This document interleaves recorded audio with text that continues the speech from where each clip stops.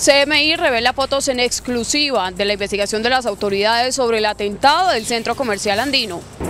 Luego de la captura del exdirector de la Unidad Anticorrupción, Luis Gustavo Moreno, se conocen detalles de cómo las autoridades de Estados Unidos le hicieron el seguimiento. La Corte Suprema de Justicia rechazó la reclamación que hizo el gobierno de Estados Unidos por la libertad del guerrillero de las FARC, alias Nader. La Corte afirmó que las decisiones judiciales se deben respetar. Las 7.130 armas que dejaron las FARC eran las que esperaban el gobierno y los servicios de inteligencia del Estado, reconoce el comisionado de paz Sergio Jaramillo. Desde Cartagena, el presidente Juan Manuel Santos dijo que ayer fue la dejación de armas y ojalá ahora se pueda hacer la dejación de odios. A partir de este sábado 1 de julio empezará a regir el impuesto a las bolsas plásticas, 20 pesos por cada una, esto con el objetivo de disminuir la demanda y contribuir con el medio ambiente. Director del programa de la lucha contra minas antipersonal, revela que en Colombia más de 3 millones de hectáreas ya fueron descontaminadas de estos artefactos explosivos. Banco de la República reportó un crecimiento de la inversión extranjera neta de 9,1%. Se registra un aumento de los flujos que ingresan hacia el mercado de capitales. Sometido a cirugía el árbol más longevo de Bogotá, el procedimiento quirúrgico duró 5 horas. Locura total acá en Chile, locura total acá en Santiago, en Plaza Italia. Vamos a estar con todos los detalles del triunfo de la selección chilena para ustedes, amigos, allá en Bogotá.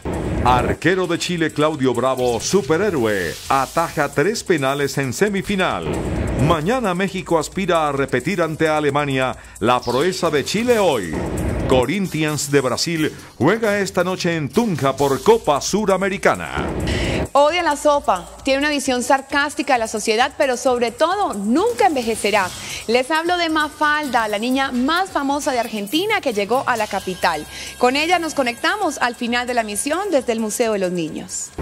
Buenas noches. Nuestros secretos de hoy. 1. Se volvió viral un comentario desafortunado de María Fernanda Cabal. 2. ¿Quién es el fiscal anticorrupción juzgado por corrupción? 3. Los cargos que el exfiscal tendrá que enfrentar si es extraditado. Y tengo ñapa. Asamblea de duendes y fantasmas en Bogotá contra el alcalde Peñalosa. 1, 2, 3. Y mi ñapa asustadora. Al cierre.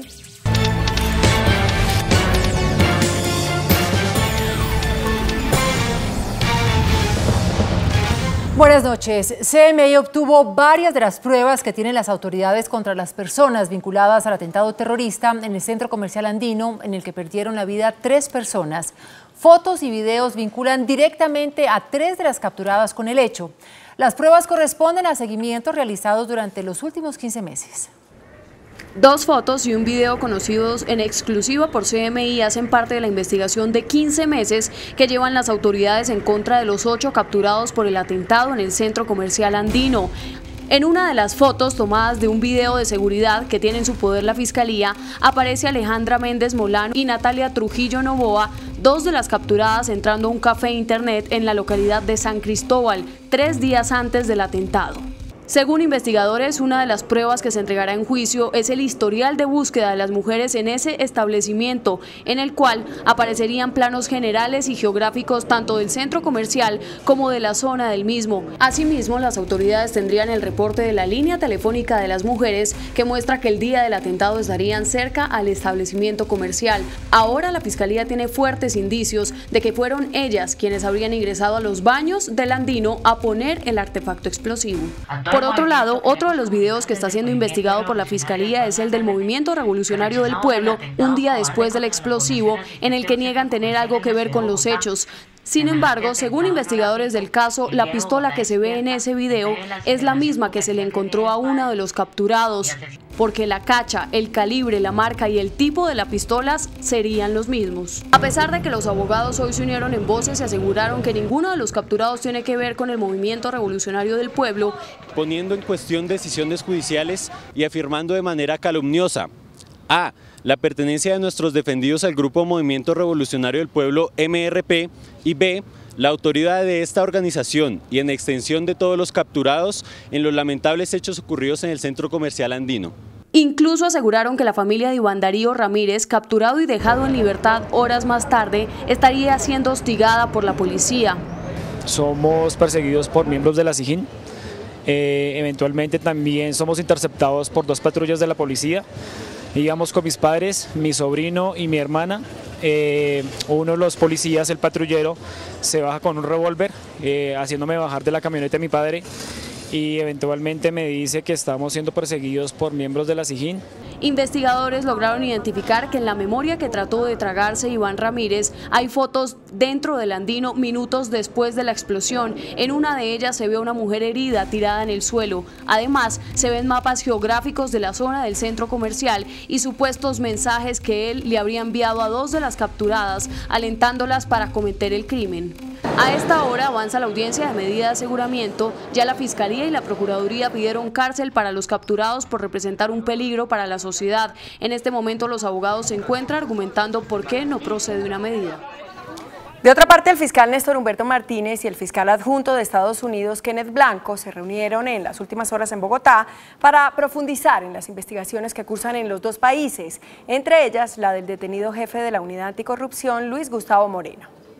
En la reunión entre Martínez y Kenneth Blanco, los 2 funcionarios analizaron los avances logrados hasta ahora en la alianza para perseguir el delito, luego de la captura en Colombia del exdirector nacional anticorrupción Luis Gustavo Moreno, cuya investigación se inició en Colombia. El fiscal Blanco reiteró su compromiso en la cooperación binacional para poner en marcha de manera exitosa la extinción de dominio sobre bienes comprometidos con hechos ilícitos, incluidos los del fiscal Gustavo Moreno, detenido por corrupción. En el desarrollo de la reunión se confirmó una próxima agenda de trabajo en la ciudad de Washington con la participación del fiscal general de Estados Unidos el próximo 18 de julio. La reunión de hoy se llevó a cabo en la clínica del Country debido a que Néstor Humberto Martínez se encuentra recluido en dicho centro médico. Y hoy se conocieron nuevos detalles sobre la forma como las autoridades colombianas y norteamericanas adelantaron la operación que terminó con la captura del jefe de la Unidad Anticorrupción de la Fiscalía, Gustavo Moreno. De acuerdo con un documento publicado por la Corte de Florida, desde noviembre de 2016 las autoridades estadounidenses conocieron de una denuncia anónima en la que se hablaba del presunto ofrecimiento de información privilegiada por parte del funcionario de la Fiscalía. Según relata el documento, el abogado Luis Gustavo Pinilla, también detenido por este escándalo, le pidió a Alejandro Lyons en un inicio 100 millones de pesos para que el exgobernador conociera las declaraciones juramentadas que lo vinculaban con presuntos hechos de corrupción en Córdoba. En junio, tanto Pinilla como el fiscal Gustavo Moreno viajaron a Miami y se reunieron con Lyons, todo bajo la vigilancia de la DEA. En la reunión que fue grabada, Moreno recibió $10.000 que fueron encontrados por las autoridades en el equipaje de los familiares del exfiscal cuando llegaron a Bogotá en un vuelo procedente de Miami. De acuerdo con el expediente, los billetes en poder de la esposa de Moreno estaban marcados, por lo que las autoridades de Estados Unidos lograron establecer que los billetes eran los que había entregado Lyons. Rico estaba en posesión de 3 billetes de $100 que tenían un número de serie. Coincide con los fondos oficiales entregados por la DEA a la fuente de información. Según señalan las autoridades de Estados Unidos, Moreno le estaba pidiendo a Lyons 400 millones de pesos a cambio de que el exfuncionario de la Fiscalía inundara con trabajo a los investigadores del caso del exgobernador para que no se pudiera concretar el caso. En cuanto al caso de Lyons, fuentes cercanas al proceso le confirmaron a CMI que la audiencia de imputación de cargos contra el mandatario se encuentra suspendida, mientras Medicina Legal revisa un parte médico frente a la situación de la esposa de Lyons, dado que el exgobernador ha aplazado en 3 oportunidades la audiencia. La Corte Suprema de Justicia absolvió al líder indígena del Cauca, Feliciano Valencia. La Corporación Judicial ordenó su libertad inmediata. Valencia fue condenado por la retención de un soldado del ejército en 2008. Un año duró en la Corte Suprema de Justicia el estudio del proceso penal que cursaba contra el líder indígena del Cauca, Feliciano Valencia. La Corporación Judicial, tras un fuerte debate, decidió tumbar la condena de 18 años de prisión proferida en su contra por el delito de secuestro. Para el alto tribunal, Feliciano Valencia es inocente y por ende debe recobrar su libertad de forma inmediata. Argumentó la Corte que el hecho de haber retenido a un cabo del ejército que se había infiltrado en las protestas indígenas de 2018 no fue una actuación delictiva, sino realizada con base en el uso legítimo de la justicia de las comunidades indígenas, es decir, que actuó como líder de los indígenas del Cauca. Feliciano Valencia había sido capturado en 2015, luego de haber sido denunciado por el cabo tercero del ejército Jairo Danilo Chaparral Santiago, retenido por la Guardia Indígena y sometido a 20 latigazos por haberse infiltrado en la minga. Sin embargo, afirmó la Corte que la actuación perpetrada contra el militar no correspondió a un secuestro ni a lesiones personales, sino a un hecho que se ajustó a su jurisdicción especial. De otra parte, la Sala Penal de la Corte Suprema de Justicia rechazó la reclamación que hizo el gobierno de Estados Unidos por la libertad del guerrillero de las FARC, alias Nader. La Corporación Judicial advirtió que las decisiones judiciales se deben respetar. A través de una carta dirigida al embajador de Estados Unidos en Colombia, Kevin Whitaker, la Sala Penal de la Corte Suprema de Justicia manifestó su inconformidad frente al reclamo hecho por el funcionario diplomático el pasado 7 de junio, frente a la decisión de esa corte de ordenar la libertad al guerrillero de las FARC, Julio Enrique Lemos Moreno, alias Nader, requerido en extradición por Estados Unidos. En la misiva de 3 páginas, los magistrados afirmaron que aunque los embajadores tienen como función proteger los intereses del Estado acreditante y los de sus nacionales dentro de los límites permitidos por el derecho internacional, ello no significa que puedan inmiscuirse en los asuntos internos del Estado donde actúan. Agrega en la carta que como sala penal se rechaza que un agente diplomático de un país amigo reclame públicamente el contenido de una decisión judicial dictada en desarrollo del ejercicio soberano como magistrados de la República. La Corte Suprema de Justicia advirtió que se debe respetar la independencia y la autonomía judicial de los jueces y magistrados de Colombia. Alias Nader es solicitado por una corte de Estados Unidos por haber secuestrado a un ciudadano americano. Sin embargo, la corte ordenó su libertad como parte de lo acordado en el proceso de paz. Las 7.130 armas que dejaron las FARC en poder de la ONU son las que esperaban el gobierno y los organismos de inteligencia del Estado. Así lo reconoció en CMI el alto comisionado para la paz, Sergio Jaramillo. El gobierno y los altos mandos militares tenían informes de inteligencia muy precisos sobre la cantidad de armas que tenían las FARC y por eso las que están ya bajo el control de las Naciones Unidas eran las esperadas. La información que tenía el Comando General que nos presentó a nosotros corresponde casi exactamente a la cifra de 7.130 armas que anunció Jean Arnaud ayer, sin contar, por supuesto, las que salgan ahora de las caletas. ¿Qué es lo que viene ahora con las armas? El 1 de agosto se hace la extracción de los contenedores desde las zonas veredales de normalización transitoria. Y con ellas serán levantados monumentos a la paz. Se llevan a un punto central y con una parte de esas armas, según se acordó en La Habana, se harán 3 monumentos, uno en Colombia, uno en La Habana y uno en las Naciones Unidas. El 1 de septiembre debe terminar el desmantelamiento de las caletas y solo en ese momento las FARC se pueden volver partido político. Una vez termine el proceso de dejación de armas, podrán convertirse en un partido político en las condiciones previstas en el acto legislativo que ya fue aprobado en el primer semestre de este año. Todavía queda una legislación pendiente para cumplirles a las FARC. Estamos muy optimistas, yo creo que lo que ocurrió ayer nos llena de entusiasmo, de esperanza y renueva nuestra energía para poder sacar adelante la agenda legislativa que ya está en trámite en el Congreso y la que radicaremos el próximo 20 de julio. De manera que si eso que está ya armado el plan marco se cumple, pues no solamente vamos a cumplir nuestra parte, sino vamos a transformar muy para bien de las próximas generaciones este país. El gobierno confía en tener el respaldo mayoritario del Congreso para aprobar las leyes de desarrollo de los acuerdos de paz. En la instalación del Congreso de Andesco, el presidente Juan Manuel Santos aseguró que así como las FARC dejaron las armas, llegó el momento de dejar los odios. El presidente Juan Manuel Santos ha dicho que la paz no se construye de la noche a la mañana y por eso es importante que los colombianos aporten a esta nueva etapa. Hoy este Congreso se celebra por primera vez, el primer Congreso que se celebra sin las FARC. Las FARC dejaron de existir.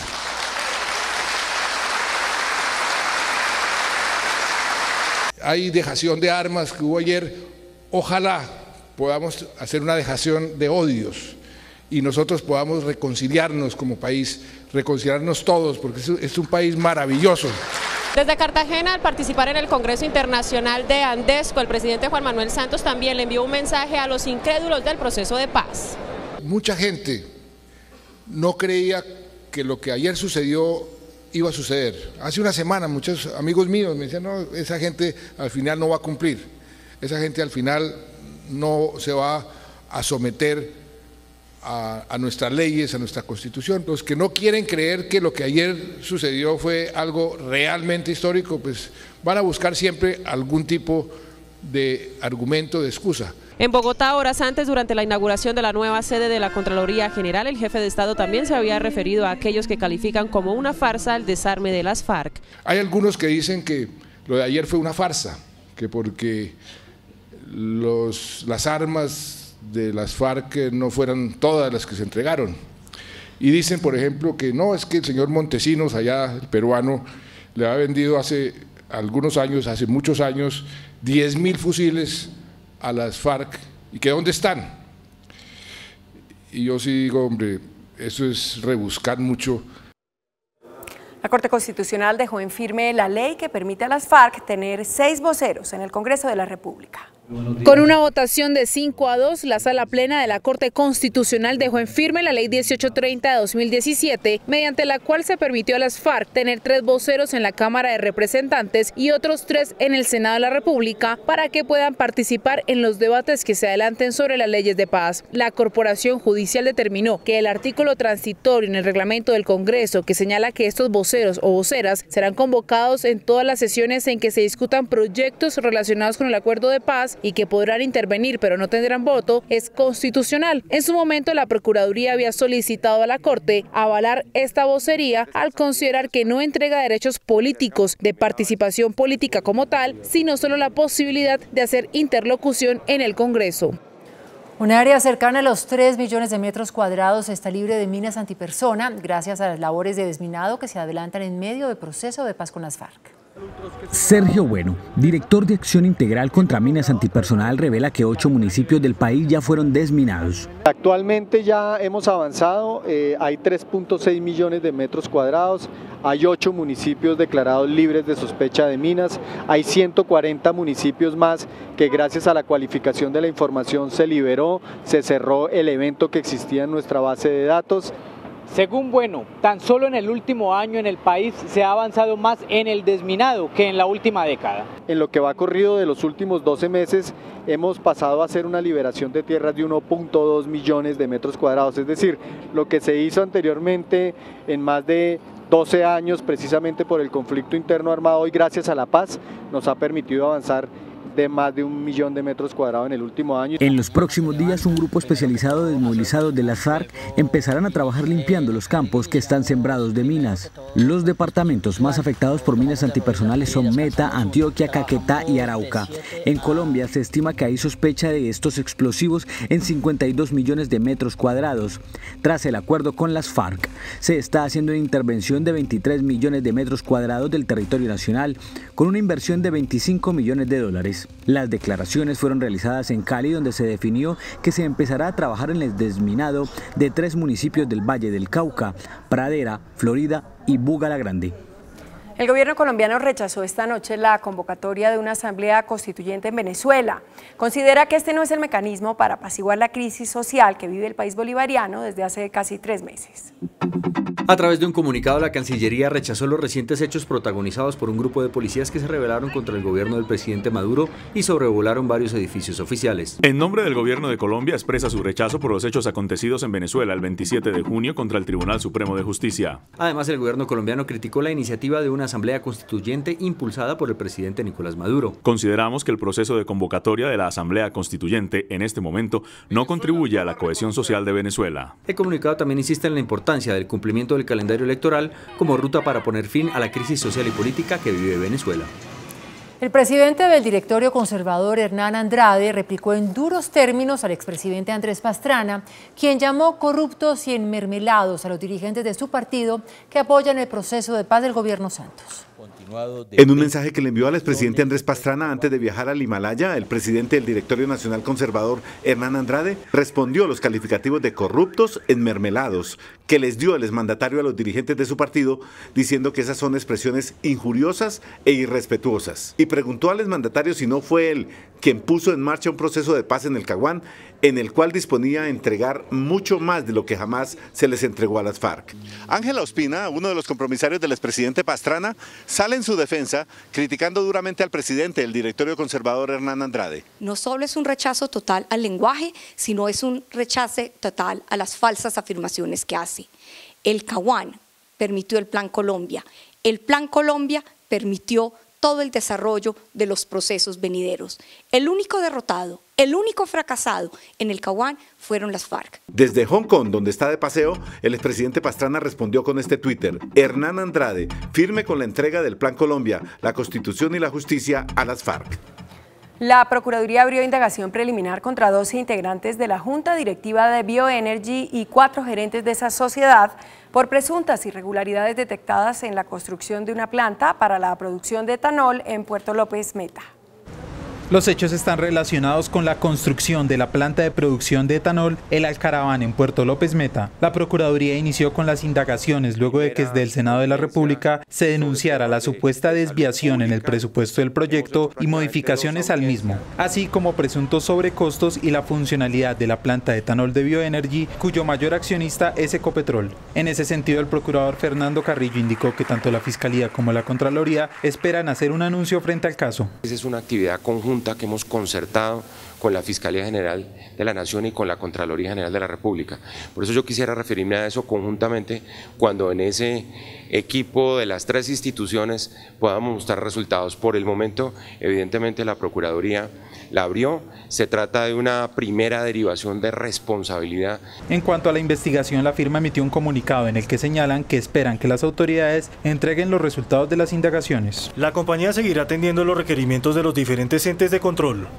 Y el Procurador General Fernando Carrillo le propuso al gobierno y a los entes de control la realización de un gran pacto nacional para proteger a las personas de la tercera edad en el país.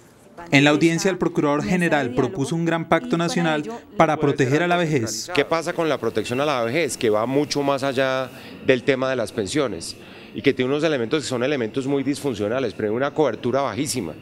Así como Colombia se puede apreciar de haber aumentado la cobertura en salud, la cobertura en materia de protección de la vejez es realmente muy pobre, es casi lamentable. Por su parte, el presidente de Colpensiones también reiteró su compromiso con las personas de la tercera edad. Uno de los temas que hay que revisar es que a las personas que mayor capacidad de ahorro tienen, más subsidio les da el régimen de prima media. Es un tema que dentro de la reforma pensional que ya está estudiando el gobierno es necesario revisar. Al término de la audiencia, la Procuraduría anunció la creación de 2 programas especiales de seguimiento y acompañamiento que buscan fortalecer la política pública y contribuir a las mejoras de los esquemas de protección de la población mayor.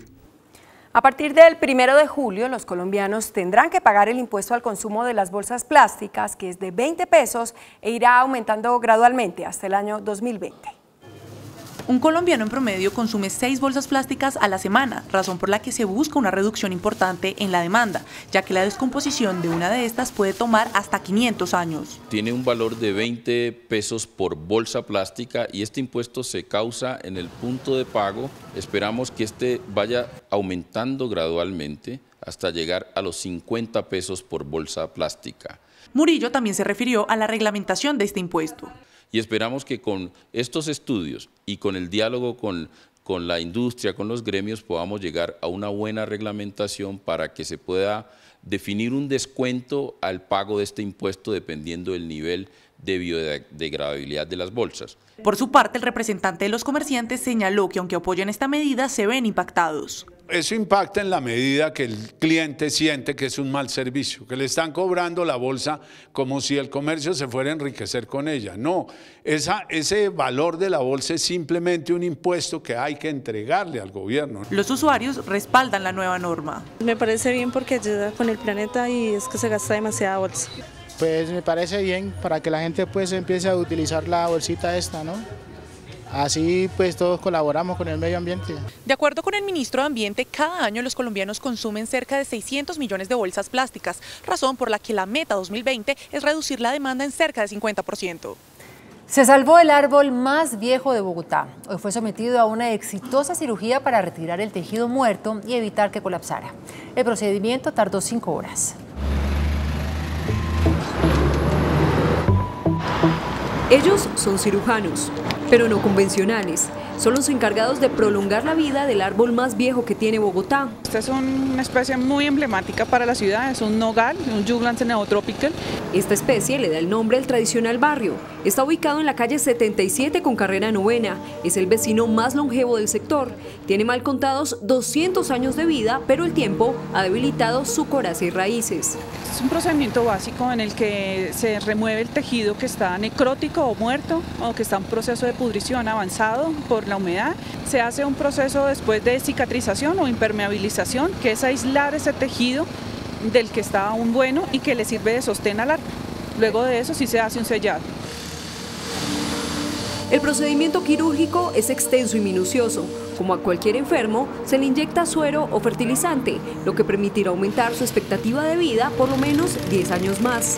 El árbol reacciona generando follaje y eso es una respuesta muy positiva a un tratamiento sistémico. 6 expertos fueron los encargados de realizar el procedimiento, que tardó 5 horas. Como en Nogal, hay más de 53.000 árboles enfermos en Bogotá. Contaminación, unos suelos muy pobres, o sea, todo el tiempo en condiciones de deficiencia nutricional, o sea, son árboles que están muriendo de hambre, en estrés hídrico, o sea, no hay agua suficiente para su desarrollo, y pues esto los hace susceptibles al ataque de plagas y enfermedades. Este año se deben intervenir 22.000 especies que están en condiciones críticas o en inminente riesgo de volcamiento. En espacio público urbano los árboles viven entre 50 y 100 años, depende mucho si son especies exóticas o nativas. En Bogotá hay 1.264.000 árboles. Los ejemplares enfermos se concentran en las localidades de Suba, Usaquén, Teusaquillo, Fontibón y Kennedy. La Sociedad de Activos Especiales lanzó una ofensiva para recuperar 360 bienes que se encuentran en proceso de extinción de dominio, cuyo valor alcanza los 280.000 millones de pesos. La Sociedad de Activos Especiales anunció la recuperación de 360 bienes a través de la facultad de policía administrativa asignada por el Ministerio de Justicia. Contamos con unas facultades legales que nos otorga el decreto 2136 del 2015, pero adicional a eso, producto de la expedición del Código Nacional de Policía, los inspectores de policía perdieron competencia para ejecutarlas. En consecuencia, al cambiar la modalidad, pues la competencia la asume la Sociedad de Activos Especiales. Los operativos se adelantan con el fin de que terceros salgan de predios que ya se encuentran en proceso de extinción de dominio. Hemos hecho caracterizaciones de los tipos de bienes e identificado que se encuentran ocupados irregularmente. Eso nos ha permitido identificar a nivel nacional un número superior a los 4.000 inmuebles, de los cuales ya han sido visitados por la Sociedad de Activos Especiales. La Sociedad de Activos Especiales estima que dichos bienes están valorados en más de 289.000 millones de pesos. El Banco de la República reportó un crecimiento del 9,1% en la inversión extranjera neta. El aumento se da por la llegada de flujos de capital al mercado accionario y de bonos. De acuerdo con el informe de la balanza cambiaria del Banco de la República, la inversión extranjera neta se ubicó con corte al 9 de junio en 6.296 millones de dólares, lo que significa un crecimiento del 9,1% frente a igual periodo del año pasado. El alza se da como consecuencia del aumento de la inversión de portafolio, es decir, los flujos que ingresan al mercado de capitales, bien sea en acciones o en renta fija. Sigue entrando inversión a otros sectores diferentes a la minería, como inversión extranjera directa. Y la otra noticia positiva es también que llega inversión como capital de portafolio a rentar a Colombia. La inversión extranjera directa, que hace parte del total general y la cual es hecha por las empresas, disminuyó 13,8%. El dirigente afirmó que la menor dinámica se puede atribuir a que el año pasado se tuvo el ingreso de recursos con la venta de Isagen. El nuevo panorama en materia de paz y Alianza Pacífico impulsará más el sector. Particularmente para atraer inversión extranjera, esa es una variable fundamental. Por su parte, la inversión extranjera de petróleo y minería se mantuvo estable en 2.300 millones de dólares. La Superintendencia de Puertos y Transporte ordenó suspender de manera preventiva la operación de todas las motonaves afiliadas a Asobarcos, empresa de la que hacía parte la embarcación que naufragó en el embalse de Guatapé.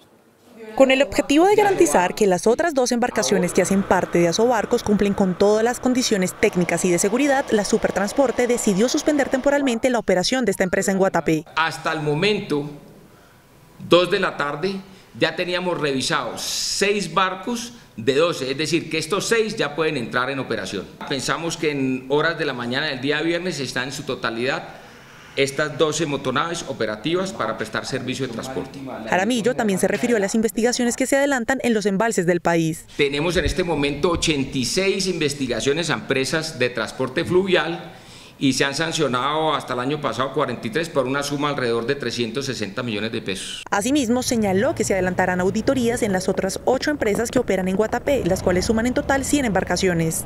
El ministro de Agricultura, Aurelio Iragorri, anunció que los principales compradores de carne colombiana no suspenderán las importaciones del producto, pese al brote de aftosa detectado en Arauca. En una agenda diplomática, el gobierno se reunió con los embajadores de Rusia, Jordania y Líbano con el fin de dar un parte de tranquilidad tras el brote de fiebre aftosa detectado en Tame, Arauca. Con el balance entregado por el Ministerio de Agricultura, estos países, que representan el 70% del mercado para el país, garantizaron que no suspenderán las importaciones de este producto, lo que representa mantener el nivel de compra. Los convenios de admisibilidad suscritos con Argelia, Jordania, Líbano, etcétera, establecen la zona de donde se exporta el ganado, que es la zona de la costa atlántica, que es libre, y no queremos, por el problema de Arauca, acabar afectando a los ganaderos de todo el país. El funcionario señaló que la producción de carne en Arauca es netamente de consumo interno y no de envío al exterior. En 20 días se tendrá el resultado de si el virus se originó en dicha región o si proviene del contrabando que llega de Venezuela. La zona donde está la afectación es totalmente aislada de la zona donde se hace exportación, más de 800 kilómetros de distancia entre unos y otros. En Arauca ya se han sacrificado alrededor de 300 reses. El Contralor General Edgardo Maya indicó que desde la entidad que lidera se hará una rigurosa vigilancia a los recursos para el posconflicto. En medio de la presentación del nuevo enfoque del control fiscal de la Contraloría, el jefe de esa entidad aseguró que se hará una estricta vigilancia a los recursos del posconflicto. Ha habido la creación de una unidad especial para la vigilancia estricta de esos dineros. Vamos a ser terminantes en esa vigilancia para que sea la inversión en la destinación que está programada, que así se haga y no haya ninguna forma de desvío de recursos en estos procesos. También se refirió a cómo avanza el inventario de los bienes de las FARC. Respaldamos esa actitud, esa actividad, ese progreso y desde luego pues a nombre de la Fiscalía y a cargo de ella está el tema del inventario de los bienes de la FARC, sobre lo cual pues se va a entregar un resultado en el mes de agosto. Y reiteró que el país necesita un control fiscal más fuerte para que así se evite la desviación de los recursos. El índice de capitalización de la bolsa, que mide el comportamiento de las 20 principales acciones, cerró al alza. El índice de capitalización de la Bolsa de Valores de Colombia subió 0,80% a 1.449 puntos. La acción de Canacol Energy fue la que más subió, con una valorización de 4,26% a 9.800 pesos. La acción que más cayó fue la de Terpel, con una pérdida de 3,23% a 12.000 pesos. La acción más transada de la jornada fue la de Promigas, al movilizar más de 25.000 millones de pesos. El precio del dólar reportó una leve caída. Indicadores económicos del día en CMI. La tasa representativa del mercado que regirá para mañana jueves será de 3.023 pesos con 64 centavos. Los profesionales del cambio compran la divisa en promedio en 2.750 pesos y la venden en 2.800 pesos. Un euro cuesta 3.439 pesos con 90 centavos. La libra de café en Nueva York se cotizó a $1 con 24 centavos. El azúcar se transó en 12,75 centavos de dólar la libra. El barril de petróleo WTI se cotizó en $44 con 87 centavos. Una acción de Ecopetrol cuesta 1.340 pesos. Una reconocida modelo dejó ver sus senos durante el concierto de su esposo. ¿De quién se trata? Se los cuento después de comerciales, cuando nos conectemos con el universo de Mafalda. Hola, muy buenas noches para todos, me encanta saludarlos. Hoy nos conectamos a través de un personaje que odia la sopa, tiene una visión crítica a la sociedad, nos hace reflexionar sobre las cosas más importantes de la vida, pero lo mejor de todo es que siempre lo hace con una sonrisa. Me refiero a Mafalda. Este famoso personaje creado por Kino cumple 53 años. Llega a Bogotá con una exhibición sobre todo su universo. Acompáñenme y lo recorremos. El Museo de los Niños en Bogotá es la casa de Mafalda durante el mes de julio. Sus 53 años de historia están reunidos en este espacio que, como es lógico, empieza rindiéndole un homenaje a su creador Kino, el escritor argentino más leído de todos los tiempos. Desde Buenos Aires, la invitación es para todos. Estoy muy contento de que se esté publicando ya mi personaje en el diario de Colombia y les mando un saludo a todos y que les guste la exposición que va a acompañar esta aparición de Mafalda en Colombia. El universo de Mafalda nos lleva a espacios de su vida, sus historias y sus amigos. Conocer el auto de la familia de Mafalda, que es un auténtico Citroën 2CV, que bueno, que ya no existen, pero es el modelo exacto del auto donde se transportaba Mafalda y su familia. Así que bueno, eso es como un imperdible. Después, bueno, este lugar donde estamos, que es un departamento de la década del 60. Los niños tienen ahora la oportunidad de conocer a este personaje que nos hace reflexionar sobre la sociedad y la vida. Bienvenida Mafalda a Bogotá. El propósito de esta exhibición es que celebremos el legado que Quino nos deja a la sociedad con su más célebre personaje, pero también que nuevas generaciones conozcan a Mafalda y entiendan por qué es tan importante para el mundo. Había una marca de electrodoméstico que quería hacer publicidad encubierta, ¿no? Crear una tira familiar. En esa época estaba muy de moda Snoopy, entonces querían hacer algo muy parecido a eso. Así nació Mafalda, de una campaña publicitaria, y su nombre de una película que Quino vio en 1962 protagonizada por Leonardo Fabio. ¿Cómo te llamas? Mafalda. Tiene nombre de princesa. Aunque en 1962 la campaña fracasó y nunca se publicó, la idea de una niña contestataria, curiosa, preocupada por la humanidad y la paz mundial, que ama a los Beatles y odia la sopa, en el seno de una familia típica argentina de finales de los 60, llamó la atención de una revista en 1964 y entonces se publicó por primera vez la creación del humorista gráfico Joaquín Salvador Lavado, mejor conocido como Quino. En su primera publicación Mafalda tenía 6 años. Las experiencias con sus amiguitos Manolo, Susanita, Miguelito, su padre, su madre y su hermanito Guille, entre otros, se convirtieron en historias de identidad para toda Latinoamérica y para el mundo entero. Mafalda ha sido traducida a más de 38 idiomas, adoptada como hija ilustre por países como España, Francia, Grecia e Italia. Fue caricatura, luego una serie de dibujos animados, una película, varias esculturas y hasta una plaza en Buenos Aires, su ciudad natal. Este último año han nacido muchos movimientos en la moda. Algunos de ellos rescatan la belleza natural y otros hablan sobre el minimalismo. Mi compañera Katy Beckerman habló con una experta. Nosotras las mujeres nunca nos cansamos de hablar de moda, de tendencias, de zapatos. Y en esta ocasión tenemos a Katy Villota, mi tocaya, y está acompañándonos hoy para hablar un poco sobre lo que viene, lo que debemos usar y por supuesto lo que está totalmente out. La moda es un lenguaje no verbal con la cual te expresas, con la cual puedes saber obviamente la identidad de una persona, puedes saber lo que pasa cultural, políticamente y socialmente en el mundo a través del vestuario. ¿Cómo debemos lucir los zapatos en una ciudad fría? Ya comenzamos a ver un poco más unos zapatos que tienen un poco abiertos en la punta, de repente los talones también están abiertos, de hecho es una tendencia y ya comenzamos a aceptar este tipo de cosas en Bogotá. Y aunque ustedes no lo crean, parte de la moda también tiene que ver con la forma en cómo lucimos nuestro pelo, en esta ocasión los crespos. Entonces como empoderarte de esa característica de tu físico, que es en este caso es el pelo, y de repente no solamente aceptarlo, sino trabajarlo de la mejor manera, como sentirse segura y decir, este va a ser mi sello de personalidad. Y en los conciertos ocurren todo tipo de accidentes, con el cantante, con los bailarines, con el sonido, en fin, cualquier cosa. Pero en el norteamericano John Legend ocurrió algo diferente. El artista invitó a su esposa, la supermodelo Chrissy Teigen, a que bailaran juntos en el escenario. Mientras hacían los movimientos, a ella se le salió bueno, ya saben, una de esas partes muy apetecidas de su cuerpo. Miren si no me creen.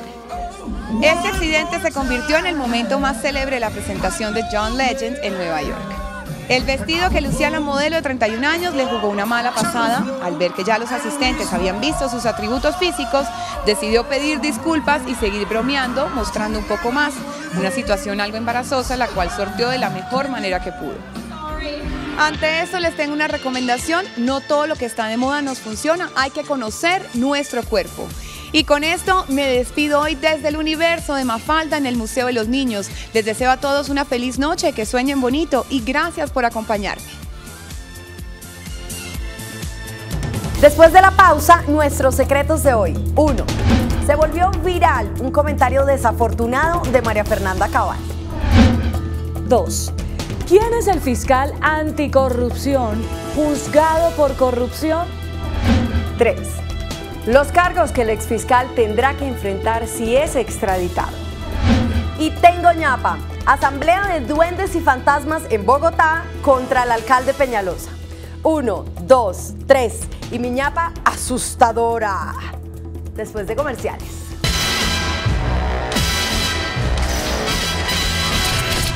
Nuestros secretos de hoy. 1. En redes sociales, el tema de todo el día de hoy fue el comentario que la congresista del Centro Democrático, María Fernanda Cabal, hizo en el diario El Espectador en un debate que se transmitió por YouTube que se llama Abrebocas. La señora Cabal, célebre por la cantidad de barbaridades que dice en la Cámara, batió hoy todos los récords al revivir a la Unión Soviética. Escúchenla cuando hace un comentario en medio de la intervención del senador Iván Cepeda. Es el Consejo de Seguridad de la ONU, del cual hace parte el gobierno de Estados Unidos, el gobierno de Francia, el gobierno de Francia, el gobierno... La doctora Cabal corrigió su metida de patas y en su cuenta de Twitter dijo que se trataba de un lapsus. Un pequeño lapsus cuando estaba hablando el senador, que yo dije que quienes conformaban el Consejo de Seguridad, terminé de complementar los países, eran China y la Unión Soviética y obviamente es China y Rusia. ¿Por qué ese lapsus? Porque como siempre estamos estudiando los procesos del Partido Comunista clandestino y salen la tendencia China y la Unión Soviética, eso es lo único, el resto del debate estuvo magnífico. Véanlo e ilústrense. Y pensar que la Unión Soviética lleva ya 26 años desaparecida. Ave María. 2. Como ustedes saben, el abogado Luis Gustavo Moreno, nombrado por el fiscal general como jefe de la unidad anticorrupción de la Fiscalía, resultó más corrupto que los corruptos que debía perseguir. ¿Quién es el fiscal Luis Gustavo Moreno? El hasta ayer director de la unidad anticorrupción de la Fiscalía.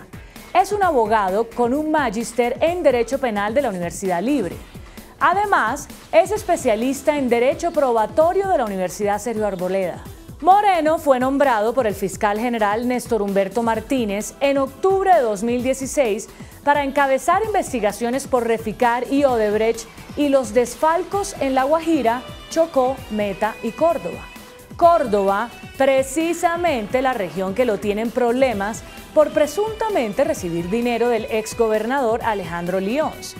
El exjefe de la unidad anticorrupción, antes de llegar a la Fiscalía, encabezó el equipo jurídico de Luis Alfredo Ramos, exgobernador de Antioquia y eventual candidato presidencial del Centro Democrático, en el juicio que se le adelanta en la Corte Suprema por parapolítica. Moreno, de 35 años, también escribió un libro titulado El falso testimonio, en el que relata varios casos del denominado carrusel de falsos testigos. Tras su detención, el ex fiscal deberá esperar cómo avanza su proceso de extradición desde la cárcel La Picota. En caso de que la Corte Suprema de Justicia y el gobierno entreguen un concepto favorable, Moreno haría historia al convertirse en el primer extraditado a Estados Unidos por hechos relacionados con corrupción. 3. La captura del exdirector de la Unidad Anticorrupción de la Fiscalía, Luis Gustavo Moreno, tiene asombrada a la cúpula de la Fiscalía. Moreno pasó de ser uno de los funcionarios de confianza del fiscal general Néstor Humberto Martínez a ser objetivo del Departamento de Justicia de Estados Unidos por recibir $10,000 por parte del exgobernador de Córdoba, Alejandro Lions, en Miami. Según la investigación de las autoridades americanas, el exfiscal anticorrupción habría pedido a Lions $150,000 para entorpecer las investigaciones que cursaban en la Fiscalía contra el exgobernador. Según el Departamento de Justicia de Estados Unidos, Moreno era investigado desde noviembre de 2016. Hace aproximadamente 15 días, Moreno habría sido visto con Lions en Miami cuando recibió el soborno en billetes de $100. Moreno deberá responder ante la Corte del Sur de Florida por el cargo de conspiración para lavar activos con el fin de promover el soborno y la corrupción. En los próximos días, en Colombia, el exfiscal será acusado ante el Tribunal de Bogotá por el delito de concusión, es decir, la acción hecha por un servidor público en beneficio propio. Y tengo ñapa. No van a creer las sorpresas encontradas en las firmas que avaló la registraduría para revocar al alcalde Enrique Peñalosa. Increíble, pero cierto. Decenas de muertos y presos firmaron para revocar al mandatario capitalino de su cargo. Esta sección tuvo acceso a las observaciones que presentó la defensa del alcalde a la registraduría, según las cuales hay por lo menos 300 fantasmas y alrededor de 50 reclusos. Por ejemplo, Firma la revocatoria el señor José Orlando Cortés, identificado con cédula de ciudadanía número 12908-132. Aparece en la página de la registraduría con cédula cancelada. El firmante falleció este año. Aparece don Elías Builes, con cédula 125-329. También firmó. Su cédula fue cancelada este año por muerte. Más casos de muertos firmantes. Raúl Enrique Guzmán, con cédula 831-571. También firmó desde Ultratumba. En cuanto a los presos, firma la revocatoria don Diego Salazar, con cédula 19-118-554, con suspensión de derechos políticos, lo que supone que está privado de su libertad y fue condenado. Hay cédulas de un dígito, ciudadanos de otras regiones del país que pusieron su firma para respaldar la revocatoria. Hoy fue radicado este informe con decenas de casos similares y la registraduría tendrá 10 días para revisar.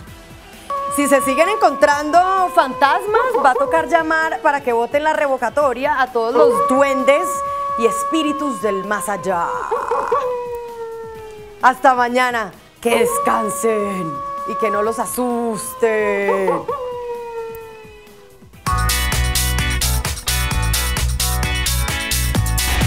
Después de la entrevista en Pregunta Yamid con Sergio Jaramillo, alto comisionado para la paz, ¿usted está de acuerdo con la carta de protesta de la Sala Penal de la Corte Suprema de Justicia contra Kevin Whitaker, embajador de Estados Unidos en Colombia, por sus críticas a la misma Corte? Sí, 66%, no, 34%.